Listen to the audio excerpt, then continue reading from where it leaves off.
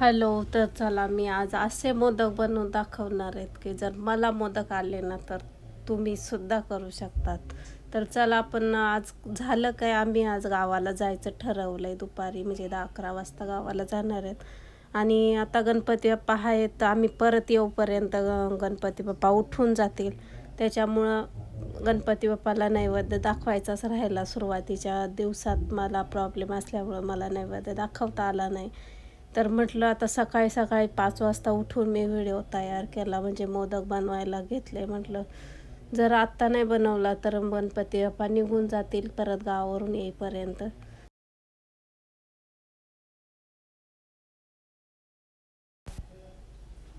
तर 1.5 वाटीला मी 2 कप पाणी घेतलं. आता मी पहिला व्हिडिओ पण केला आहे, म्हणजे त्यावेळेस मला नैवेद्य दाखवायचा नव्हता. मी घरीच म्हटलं येतात का नाही म्हणून बघतले होते, त्याच्यामुळं मला थोडासा अंदाज आला. तर 1.5 वाटीला मी 2 कप पाणी घेतलं, म्हणजे जेवढी पिठी त्याच्यापेक्षा जास्त पाणी घेतलं. आणि पूर्ण असं छान फुल गॅसवरती मी पिठी तयार केली. सतत हलवत राहायचं आहे जोपर्यंत पिठी घट्ट होत नाही तोपर्यंत. आणि 1-2-3 मिनटं झाकण ठेवलं की छान अशी पिठी तयार होते. आणि आता मी ताटात काढून घेते, कारण आता ते मळून घ्यायचं आहे आपल्याला थोडक्यात. तर आता सुरुवातीला आपण हाताने नाही मळू शकत, तर मग मी ग्लासाने थोडं मळून घेते, जोपर्यंत आपण हात लावण्यायोग्य पीठ होत नाही तोपर्यंत.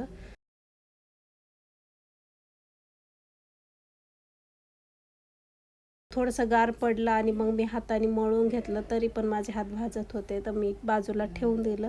आणि आता सारण करायला खोबरं कापून घेते. आता किसायला पण टाईम नाही, आता 6 वाजत आले, त्याच्यामुळं मी डायरेक्ट मिक्सीमधूनच करून घेणार आहे. गूळ पण कापून घेते. गूळ पण मी रात्रीचा आणून ठेवला, तर गूळ पण कापलेला नव्हता. मोदकाबरोबर रवा पण करायचा आहे, म्हणजे प्रसादासाठीच करायचा आहे, नाश्त्यासाठी, म्हणजे दोन्ही पण. आपण रव्याचा नैवेद्य पण दाखवूया गणपती बाप्पाला आणि खाण्यासाठी पण होईल. आता एकदा घेऊया सारण करायला. तर सारण करण्यासाठी पहिल्यांदा मी खसखस भाजून घेतली तडतडेपर्यंत, नंतर तूप टाकलं आणि तूप टाकल्याच्या नंतर मग खोबरं मिक्स केले. खोबरं आता छान कमी गॅसवरती भाजून घ्यायचे, थोडासा नॉर्मल कलर येईपर्यंत, गुलाबी कलर येईपर्यंत. आणि नंतर मग गूळ टाकायचं आहे. तर हे सारण पूर्णपणे आपल्याला सुकं नाही करायचं, थोडंसं ओलच ठेवायचं. आता इथं फुल गॅस करायचा नाही आहे, कमी गॅसवरती छान असं भाजून घ्यायचं आहे. आणि खूप कोरडं पण सारण करायचं नाही आहे. तर मी चला 2 ते 3 मिनटात अगदी छानपैकी सारण तयार होतं. तर आता माझं सारण पण इथं सारण पण माझं इथं रेडी झालं आहे. तर आता मी रवा करायला घेते. तर रवा मी चाळून घेतला, कारण शंका नको, जर रव्यामध्ये पटकन आळ्या तयार होतात. मी आता नीट करून ठेवला होता, म्हणजे व्यवस्थित बघून ठेवला होता, पण तरी पण शंका नको म्हणून मी चाळणीतून काढून घेतला. जाळं बिळं तर नाही झालं ना म्हणून. तरी तर मी तूप 2 ते 3 चमचे तूप टाकून मी व्यवस्थित भाजून घातला. आणि अर्धा लिटरला थोडं कमी दूध टाकून लगेच साखर पण टाकून घेतली त्याच्यामध्ये मी. आणि वरून याच्यात पण 1 चमचा मी तूप टाकले.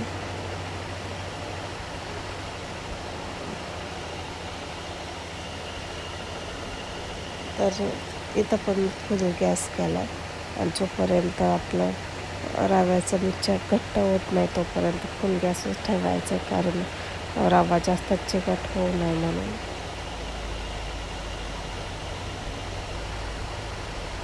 फुल गॅसवर आणि सारखं हलवत राहायचं आहे, कारण लगेच हलवलं नाही तर रवा खाली लागू शकतो लगेचच. घट्ट होत आलं आहे, तर मग मी आता कमी गॅस केला आहे. आणि कमी गॅसवरती थोडंसं हलवून घ्यायचं आहे अर्धा मिनिट, आणि मग नंतर झाकण ठेवून 1 मिनिटासाठी झाकण ठेवून द्यायचं आहे. तर आपला रवा रेडी होणार आहे. मस्त असं तुपाचा वास येतोय मला. तर तोपर्यंत आपण मोदक तयार करायला घेऊया. तर ही माझी सेकंड टाईम मोदक बनवायचा म्हणजे पहिल्यांदा मी बनवला होता तेव्हा अंदाज तर आला होता, पहिल्यांदाच बनवले होते आयुष्यात. तर आता मी दुसऱ्यांदा बनवायला घेतले. तर बघूया, आता मी जर बनवले मोदक तर तुम्हीसुद्धा बनवू शकता. तर चला बघूया. पिठी खूप छान प्रकारे तयार झाली माझी, आणि मागच्या वेळेस पण झाली होती, पण मागच्या वेळेस थोडी घट्टसर झाली होती. आता मापात तयार झाली. तर पण मग मी आता इथं तूप न लावता सुकी पिठी पीठ लावणार आहे. म्हणजे थोडक्यात तूप नाही लावणार. तुपाने हाताला चिटकतं तरी पण.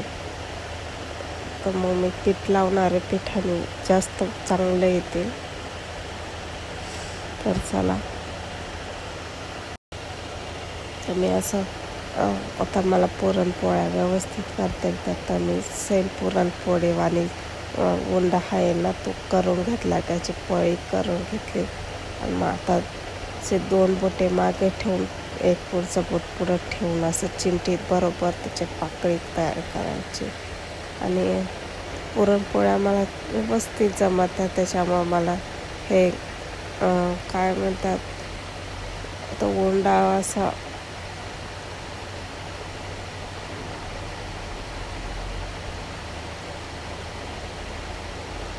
त्याची लाटी बनवायला मला खूप जास्त मेहनत नाही करावं लागली. ते मला येतं, त्याच्यामुळं ते मी फटाफट केलं. आणि पाकळ्या पण एवढ्या काय अवघड नाहीत करायला. तर पाकळ्या पण झाल्या. आणि ते फक्त असं गोल गोल फिरवायचे, एका साईडला पाकळ्या फिरवत राहायच्या. व्यवस्थित असा मोदक तयार होतो तो माझा पागा मोदक. मग आता मी कधी मोदक नाही करेल आता, पण किती छान प्रकारे माझं मोदक तयार झालं ते पागा. तर चला, आपण अजून एक मोदक तयार करून घेऊयात.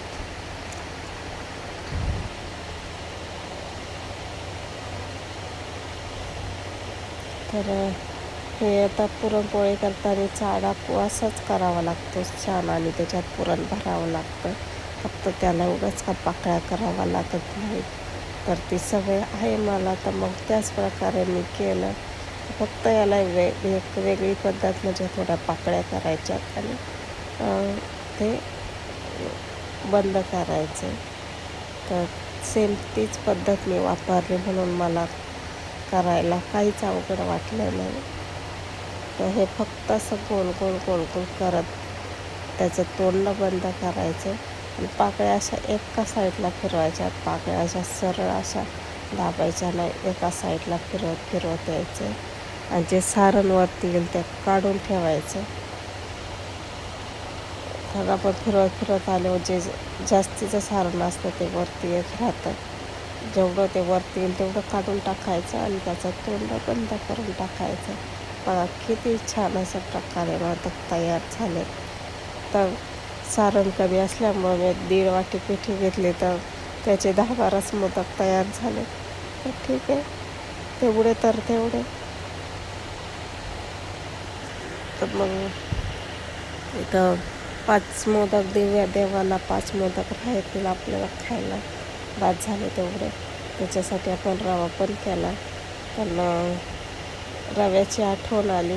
रवा इकडं जळाला का काही तपास पण नाही मोदकांच्या नादात.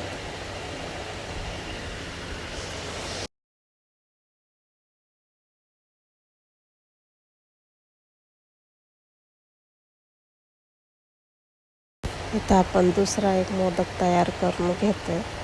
बघा म्हणजे किती छान प्रकारे त्याच्या कळ्या तयार झाल्यात. आणि असा छान प्रकारे हलक्या हाताने गोल गोल गोल गोल फिरवायचा हातावरतीच. आणि त्या कळ्या एका साईडला दाबत असा गोल गोल गोल गोल फिरवायचा. छान प्रकारे तो मोदक बंद होतो. आणि पिठी छान तयार झाली ना, ते अजिबात त्याला चिरा जाती नाही किंवा काय नाही. व्यवस्थित त्याचं तोंड बंद होतं. तर माझा तिसरा पण मोदक तयार झाला. आता आपण बघूया रव्याकडे. रवा नक्कीच लागला असणार आहे खाली. तर रवा थोडासा लागला होता, तर मी पटकन काढून घेते दुसऱ्या ताटात आणि प्लॅस्टिकच्या डब्यात काढायचा आहे. त्याच्यामुळे मी आधी थंड व्हायला ठेवला, मग नंतर नाही प्लॅस्टिकच्या डब्यात भरणार आहे तो रवा. तर थंड व्हायला ठेवल्यानंतर परत अजून एक मोदक करून दाखवते आणि नंतर मग मी रवा भरते डब्यामध्ये. तर बघा, हा छान प्रकारे अशी लाटी तयार करायची हाताने.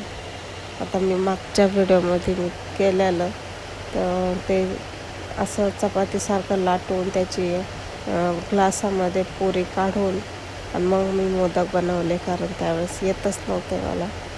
पण आता मी हा आयडिया लावली, कारण पुरणपोळी छान प्रकारे मला करता येते, तर मी त्याच पद्धतीनं सेम केलं आणि आलेसुद्धा.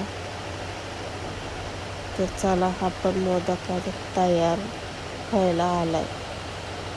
किती छान प्रकारे मोदक असे कळीदार असे माझे मोदक तयार झाले. जसं जसं आपण गोल गोल त्याचं तोंड बंद करायला येतो, तसं तसं उरलेलं म्हणजे जास्त सारण वरती येतं, तर ते सारण नक्कीच काढून ठेवायचे आणि मग त्याचं तोंड बंद करून घ्यायचे छान प्रकारे.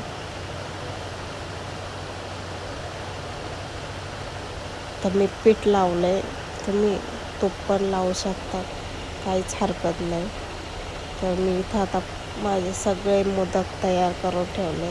त्याच्यातला एक मोदक तुटला, तर मग मी परत काय त्याच्यात बनवला नाही, कारण ते मुलीकडून तुटला माझ्या. तर जाऊ दे, ठीक आहे म्हटलं. तर मग इथं मी आता माझ्या मोदक उकडायला तर मोदकाचं भांडं नाही, तर जुगाट काहीतरी लावायलाच पाहिजे. तर मग मी इथं टोपात पाणी घेतलं आहे आणि तूप टाकलं आहे. ते तूप मला चाळणीला चोळायचं आहे, जी चाळण मी वरती ठेवणार आहे मोदक शिजवायला. तर या चाळणीला ते तूप चोळून घेणार आहे, म्हणजे चिटकणार नाही थोडक्यात. आणि असं फक्त एका चाळणीत एवढे मोदक बसले पाहिजे, म्हणजे एकाच वेळेस मला सगळे शिजवून घेता येतील. डबल मला गॅसवर चढवायला लागणार नाही, म्हणून असं ॲडजस्ट करायचं. होतील ॲडजस्ट शक्यतो, बघूया होत्यात का नाही. तर केली अशी बाजू चिटकून ठेवले.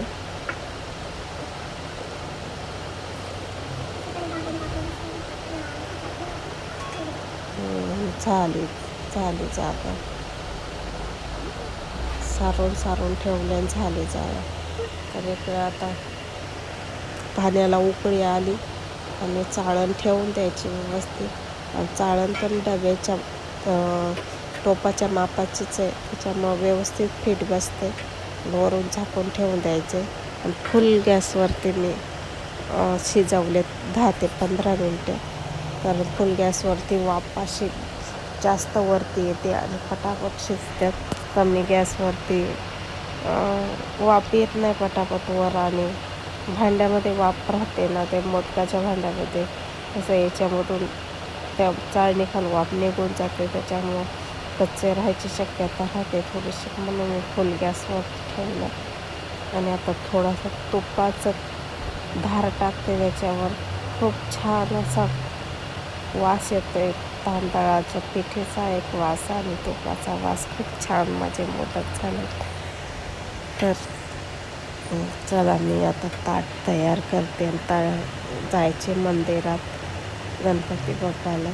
आमच्या घरासमोरच बाप्पा बसले, पण मला जाताच नाही आला. 8-10 दिवस होत आले. गणपती बाप्पा जायच्या तयारीत आले, पण मग मला गणपती बाप्पाकडे जाताच नाही आलं.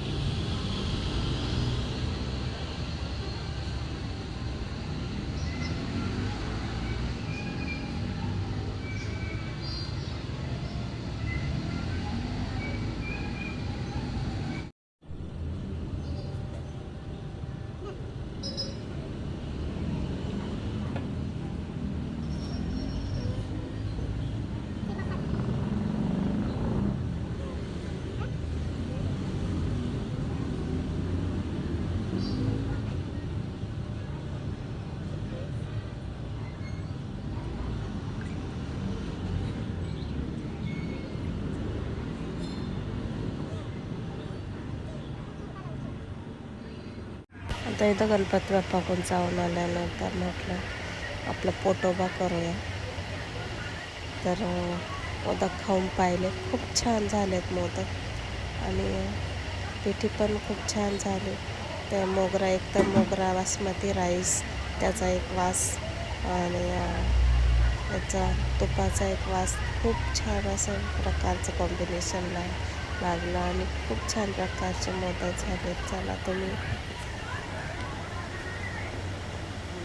चला तुम्हाला जर माझा व्हिडिओ आवडला तर लाईक करा, सबस्क्राईब करा, शेअर पण करा. आणि हो, माझ्या नक्कीच चॅनलची आत्ता सुरुवात आहे, तर माझा आवाज कमी जास्त होत असेल, कॅमेरासमोर यायला जरा हिचकिचाट होते, तर नक्की समजून घ्या आणि लाईक आणि सबस्क्राईब करा. थँक्यू.